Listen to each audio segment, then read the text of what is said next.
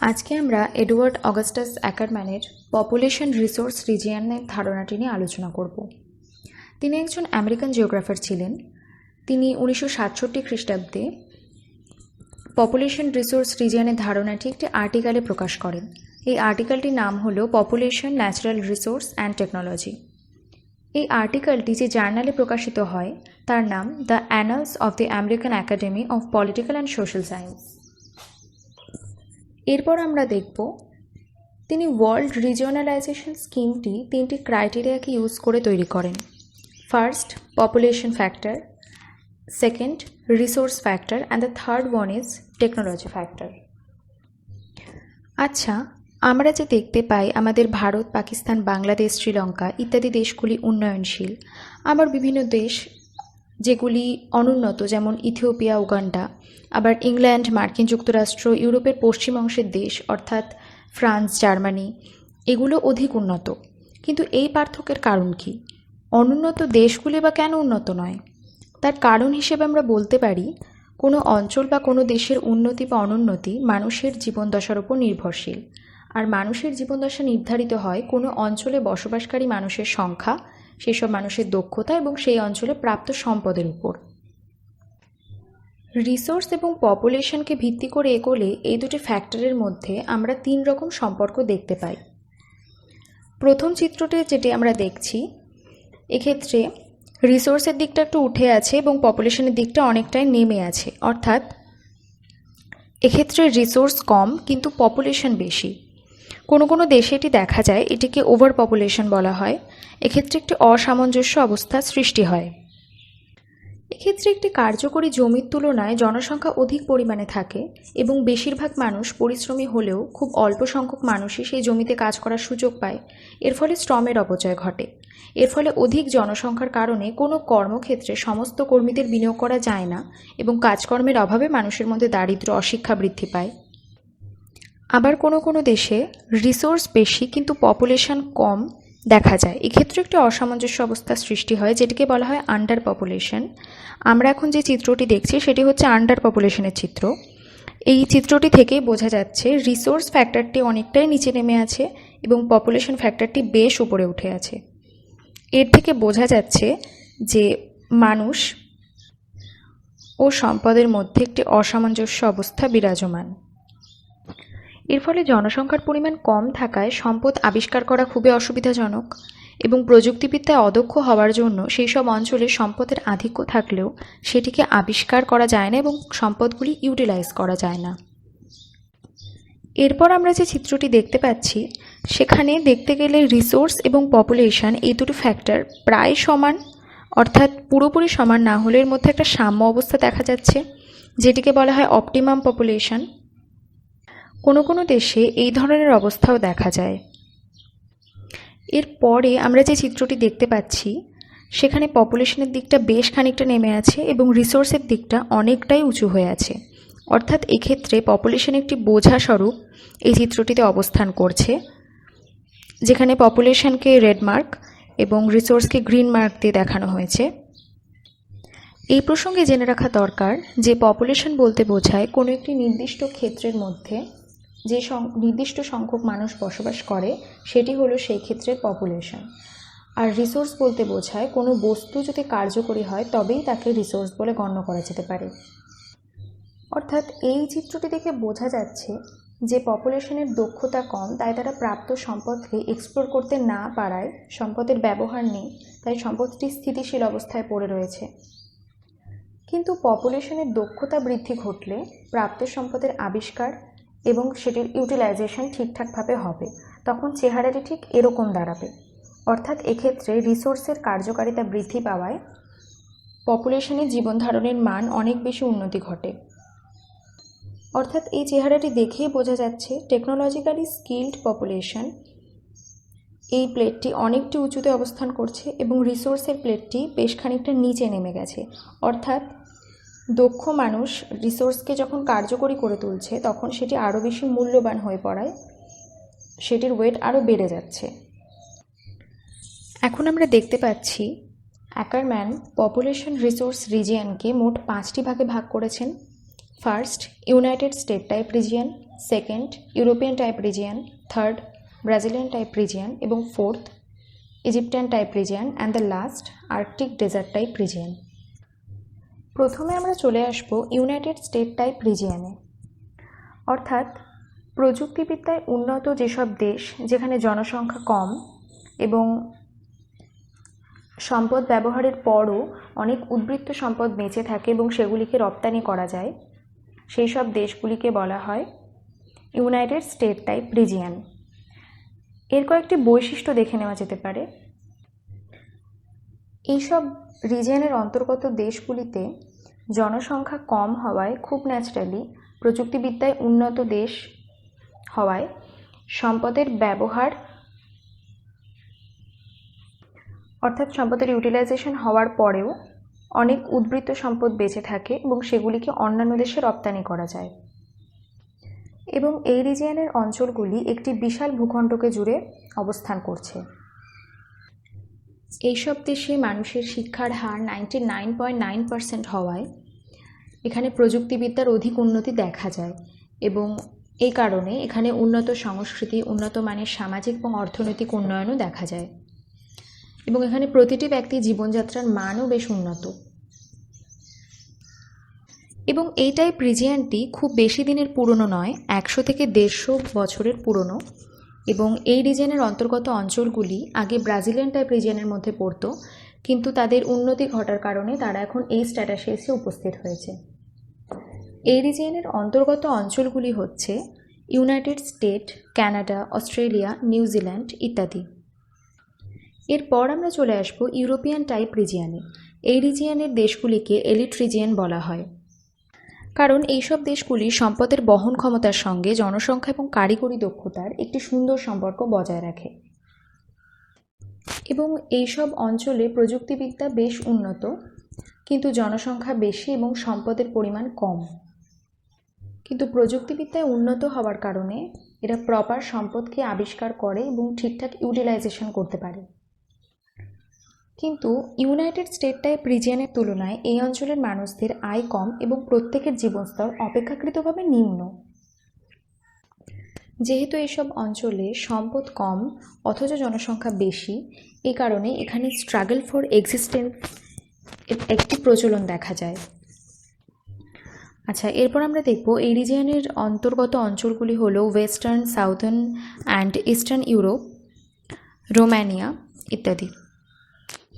আচ্ছা, এরপর আমরা চলে আসব 3 নম্বর ব্রাজিলিয়ান টাইপ রিজিয়ন, অর্থাৎ এখানে বলা হয়েছে প্রযুক্তিবিদ্যায় অনুন্নত যে দেশগুলি, যে দেশে জনসংখ্যা কম এবং সম্পদ অপেক্ষাকৃত বেশি হয়, সেই সমস্ত অঞ্চলকে ব্রাজিলিয়ান টাইপ রিজিয়নের মধ্যে অন্তর্ভুক্ত করা যায়। অর্থাৎ এর বৈশিষ্ট্য দেখে নেওয়া যেতে পারে যে প্রযুক্তিবিদ্যায় অনুন্নত হওয়ার কারণে দেশগুলিতে জনসংখ্যা কম এবং সম্পদ অপেক্ষাকৃত বেশি থাকা সত্ত্বেও তারা সম্পদের আবিষ্কার এবং ঠিকঠাক ইউটিলাইজেশন করতে পারে না। এর ফলে এখানে সম্পদটি একটি স্থিতিশীল বস্তু হয়ে পড়ে থাকে, এটির কোনো ব্যবহার নেই এবং রপ্তানি আমদানিও দেখা যায় না। এবং সম্পদের ইউটিলাইজেশন না হওয়ার কারণে এখানে অর্থনৈতিক উন্নয়ন খুব ধীর গতিতে ঘটে।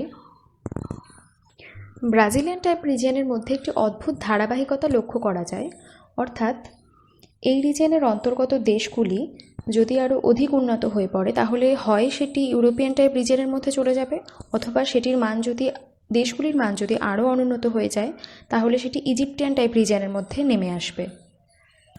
অর্থাৎ এটি এমনই একটি গতিশীল অবস্থায় দাঁড়িয়ে রয়েছে।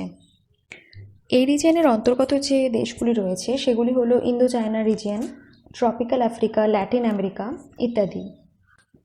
এরপর আমরা নাম্বার 4 দেখব ইজিপ্টিয়ান টাইপ রিজিয়ন। এই রিজিয়নের অন্তর্গত দেশগুলিতে প্রযুক্তিবিদ্যা মাঝারি রকমের উন্নত এবং সম্পদের তুলনায় জনসংখ্যা প্রায় অনেকটাই বেশি। সেই সব অঞ্চলগুলিকে ইজিপ্টিয়ান টাইপ রিজিয়নের মধ্যে ফেলা যায়। এই রিজিয়নের কয়েকটি বৈশিষ্ট্য রয়েছে। এই দেশগুলিতে অনেক সময় প্রাকৃতিক সম্পদের পরিমাণ বেশি থাকলেও অত্যধিক জনসংখ্যার কারণে এবং প্রযুক্তিবিদ্যার খুব বেশি উন্নতি না থাকার জন্য সঠিক ব্যবহার করা যায় না। এবং খুব স্বাভাবিকভাবে এই দেশে যেহেতু জনসংখ্যা অনেক বেশি এবং সম্পদ অপেক্ষাকৃত কম, তাই এই দেশে জনসংখ্যার অতিরিক্ত চাহিদার জন্য আমদানি নির্ভর বাণিজ্য অর্থনীতি গড়ে ওঠে। এবং এই রিজিয়নের অন্তর্গত দেশগুলিতে শিল্পে খুব বিশেষ উন্নতি দেখা যায় না, এরা প্রধানত কৃষির মাধ্যমে জীবিকা নির্বাহ করে। এক্ষেত্রে সামাজিক এবং অর্থনৈতিক উন্নয়ন বেশ খানিকটা নিম্ন। এবার এই রিজিয়নের অন্তর্গত যে দেশগুলি রয়েছে সেগুলি হলো India, Egypt, Pakistan, Nepal, China ইত্যাদি। আচ্ছা, এরপর আমরা চলে আসবো নাম্বার 5 অর্থাৎ লাস্ট রিজিয়নে, যেটি হলো আর্কটিক ডেজার্ট টাইপ রিজিয়ন। এই রিজিয়নের অন্তর্গত দেশগুলিতে প্রযুক্তিবিদ্যা খুবই অনুন্নত এবং বাঁচার জন্য প্রয়োজনীয় অর্থ খুবই কম, জনসংখ্যা প্রায় নেই বললেই চলে, অর্থাৎ বিরল প্রকৃতির, তাকে বলে আর্কটিক ডেজার্ট টাইপ রিজিয়ন। এর বৈশিষ্ট্য হিসেবে দেখে নেওয়া যেতে পারে এই অঞ্চলে জনসংখ্যা বিরল প্রকৃতির হয়ে থাকে এবং এই অঞ্চলে প্রাকৃতিক প্রতিবন্ধকতা লক্ষ্য করা যায়, তার কারণে এখানে জনসংখ্যার কোনো বৃদ্ধি ঘটে না। এই সমস্ত অঞ্চল অর্থাৎ মেরু প্রদেশীয় অঞ্চল এবং অতিরিক্ত শুষ্ক অঞ্চল, মরুভূমি, মরুপ্রায় অঞ্চল, এখানে প্রধানত যাযাবর শ্রেণীদের বেশি দেখতে পাওয়া যায়, যেমন এস্কিমো, বুশম্যান, নিগ্রো ইত্যাদি। এস্কিমোদের বসতি প্রধানত উত্তর অক্ষাংশীয় দেশগুলিতে এবং বুশম্যান মধ্য আফ্রিকার যে অঞ্চলগুলি সেখানে বসবাস করে। এই সম্পদ অঞ্চলে প্রাপ্ত সম্পদের পরিমাণ যথেষ্টই কম, বা পাওয়া গেলেও তা আহরণ করা অত্যন্তই কঠিন বা অসম্ভব। ফলে উন্নয়ন, সামাজিক উন্নয়ন, অর্থনৈতিক উন্নয়ন, সব রকমের উন্নয়নই এখানে প্রচণ্ড স্থিতিশীল অবস্থায় রয়েছে। এই রিজিয়নের অন্তর্গত দেশগুলি হলো এন্টায়ার গ্রিনল্যান্ড, উত্তর আমেরিকার উত্তরাংশ এবং আফ্রিকার সাহারা ও কালাহারি, এশিয়ার থর এবং গোবি মরুভূমি। এরপর আমরা এই রিজিয়নের অন্তর্গত সমস্ত রিজিয়নের অন্তর্গত দেশগুলি এন্টায়ার ওয়ার্ল্ডে কোথায় কোথায় অবস্থিত সেটা দেখে নেওয়া যাক। উত্তর আমেরিকার উত্তরে রয়েছে কানাডা এবং মাঝ বরাবর রয়েছে আমেরিকা যুক্তরাষ্ট্র এবং কানাডার ঠিক পশ্চিমে রয়েছে আমেরিকা যুক্তরাষ্ট্রের কিছু অংশ। এইবারে ম্যাপটির একেবারে দক্ষিণ পূর্ব দিকে অস্ট্রেলিয়ার একটু নিচে আমরা দেখতে পাবো নিউজিল্যান্ড। এগুলি সবকটি ইউনাইটেড স্টেট টাইপ রিজিয়নের মধ্যে পড়ছে। অর্থাৎ এক্ষেত্রে সম্পদের কার্যকারিতার দিক থেকে আমরা যেমন দেখতে পাই যে নিউজিল্যান্ডে এগ্রিকালচার, হর্টিকালচার, ফিশিং কালচারের একটি বৃহৎ সেক্টর রয়েছে, আবার ইউএসএতে ম্যানুফ্যাকচারিংয়ের একটি বৃহৎ সেক্টর দেখা যায়, যেমন petroleum, steel, automobile, food processing ইত্যাদি শিল্প। এরপর আমরা দেখব ইউরোপিয়ান টাইপ রিজিয়নের যে অঞ্চলগুলি রয়েছে। লন্ডনের উত্তরে ব্রিটেন, ইউরোপের দক্ষিণে রয়েছে ইটালি, ইটালির ঠিক উত্তরে জার্মানি, জার্মানির পশ্চিমে ফ্রান্স সহ ইউরোপের উত্তরে সুইডেন। এগুলি সবই ইউরোপিয়ান টাইপ রিজিয়নের মধ্যে পড়ছে। এক্ষেত্রে যদি আমরা সম্পদের ইউটিলাইজেশন দেখতে চাই তাহলে আমরা দেখব ফ্রান্সের ইন্ডাস্ট্রিতে এনার্জির একটি মেজরিটি রয়েছে। এখানে ইলেকট্রিক দি ফ্রান্স হচ্ছে ওয়ার্ল্ডের বৃহৎ এনার্জি ইউটিলিটি কোম্পানি। আবার আমরা দেখি যে ব্রিটেনে রয়েছে দ্বিতীয় বৃহত্তম এরোস্পেস ইন্ডাস্ট্রি, এখানে এই সেক্টরের একটি মেজরিটি রয়েছে। এরপর আমরা দেখব ব্রাজিলিয়ান টাইপ রিজিয়নের যে অঞ্চলগুলি রয়েছে সেগুলি আফ্রিকার পশ্চিম দিকে রয়েছে নাইজেরিয়া, নাইজেরিয়ার পূর্বে রয়েছে চাঁদ, সুদান, নাইজেরিয়ার দক্ষিণে রয়েছে ক্যামেরুন। এগুলি সবই ব্রাজিলিয়ান টাইপ রিজিয়নের মধ্যে পড়ছে। এখানে যদি আমরা সম্পদের কার্যকারিতা দেখতে চাই তাহলে শুধুমাত্র নাইজেরিয়াকে যদি দেখি, নাইজেরিয়াতে কৃষিকাজের প্রাধান্যই কিন্তু বেশি। এখানে অন্যান্য শিল্পর চাইতে কৃষিকাজই বেশি দেখা যায়। এরপর আমরা দেখব রাশিয়ার ঠিক দক্ষিণে রয়েছে ভারত, ভারতের উত্তর পশ্চিমে পাকিস্তান এবং উত্তর পূর্বে রয়েছে চীন, আবার রাশিয়ার ঠিক দক্ষিণ পূর্বে রয়েছে কোরিয়া। এগুলি সবই ইজিপ্টিয়ান টাইপ রিজিয়নের মধ্যে পড়ছে। এর সম্পদের কার্যকারিতা যদি দেখতে চাই তাহলে আমরা সবাই জানি ভারত প্রধানত কৃষি প্রধান দেশ। ইন্ডিয়াকে দেখি, যদি শুধুমাত্র ইন্ডিয়াকে দেখি তাহলে এখানে কৃষি শিল্পের পাশাপাশি সার্ভিসেরও একটি বৃহৎ সেক্টর রয়েছে। আচ্ছা, এরপর আমরা দেখব Arctic and desert type region. এইসব দেশে জনসংখ্যা প্রায় নেই বললেই চলে এবং প্রযুক্তিবিদ্যাও অনেক উন্নত, তাই এখানে সম্পদের কার্যকারিতা খুব বেশি দেখা যায় না, কোনোটিরই খুব বেশি প্রাধান্য নেই।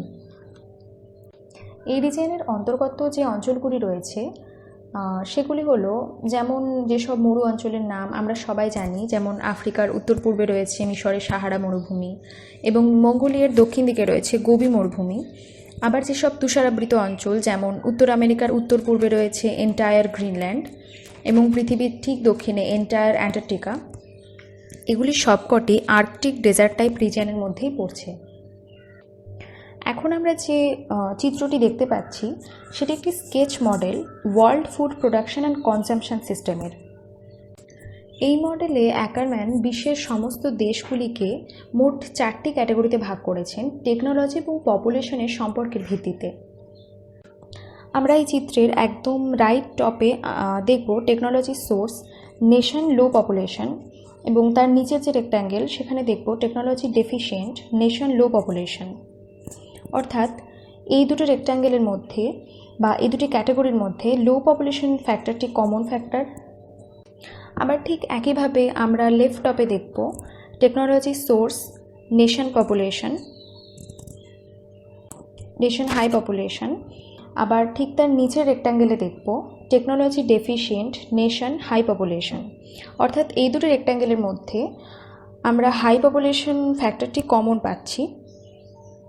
এবার আমরা এই স্কেচ মডেলটি থেকে দেখব টেকনোলজি সোর্স অর্থাৎ প্রযুক্তিবিদ্যায় উন্নত যেসব দেশ সেখান থেকে রিসোর্স এক্সপ্যান্ড করার জন্য এবং ইল্ড ইনক্রিজ অর্থাৎ উৎপাদন বৃদ্ধির জন্য টেকনোলজি ডেফিশিয়েন্ট অঞ্চলগুলির দিকে একরকমের ফ্লো দেখা যাচ্ছে, যেটিকে আমরা রেড অর্ধবৃত্তের মাধ্যমে দেখাচ্ছি এবং সেই দুটি রেড অর্ধবৃত্ত পরস্পর ইন্টারকানেক্টেড।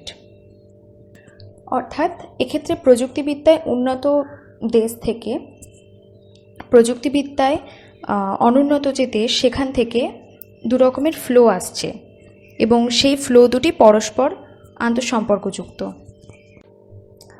আমরা দেখতে পাচ্ছি technology source, nation high population, তার নিচে technology deficient, nation high population. অর্থাৎ এই দুই প্রকার গ্রুপেই জনসংখ্যার আধিক্য দেখা যায়, কিন্তু এক প্রকার গ্রুপে দেখা যাচ্ছে টেকনোলজি উন্নত অর্থাৎ প্রযুক্তিবিদ্যা উন্নত, আর এক প্রকারে দেখা যাচ্ছে প্রযুক্তিবিদ্যা অনুন্নত। এই দুই প্রকার দেশ যেখানে জনসংখ্যার আধিক্য দেখা যায় সেখান থেকে এক ধরনের এমিগ্র্যান্ট ফ্লো সেই সব দেশের দিকে দেখা যাচ্ছে যেখানে লো পপুলেশন দেখা যায়। অর্থাৎ ডান দিকে রেক্ট্যাঙ্গেল টেকনোলজি সোর্স, নেশন, লো পপুলেশন, টেকনোলজি ডেফিশিয়েন্ট, নেশন, লো পপুলেশন। আবার ঠিক তার বিপরীতে একইভাবে টেকনোলজি সোর্স, নেশন, লো পপুলেশন, টেকনোলজি ডেফিশিয়েন্ট, নেশন, লো পপুলেশন। অর্থাৎ এই দুটি গ্রুপের লো পপুলেশন ফ্যাক্টর কমন, অর্থাৎ এই দুটি গ্রুপেই জনসংখ্যার স্বল্পতা দেখা যায় এবং এই দুই প্রকার গ্রুপ থেকে এক ধরনের ফুড ফ্লো সেই সব গ্রুপের দিকে যাচ্ছে যেখানে জনসংখ্যার আধিক্য দেখা যায়। খুব সম্ভবতই জনসংখ্যার আধিক্যের কারণে এখানে জনসংখ্যার চাহিদা বেশি, তাই ফুড ফ্লোটা এদিকেই ধারাবাহিকতা অনুসরণ করে আসছে এবং যেখানে হাই পপুলেশন অর্থাৎ জনসংখ্যার আধিক্য দেখা যায় সেখানে জনসংখ্যা বেশি হওয়ার কারণে লো পপুলেশন অঞ্চলগুলোতে সেই দিকে একটি ফ্লো দেখা যাচ্ছে খুব ন্যাচারালি। এই স্কেচ মডেল থেকে আমরা এটি জানতে পারছি। আচ্ছা, আজ আমার পপুলেশন রিসোর্স রিজিয়ন সম্পর্কে বক্তব্য এখানেই শেষ।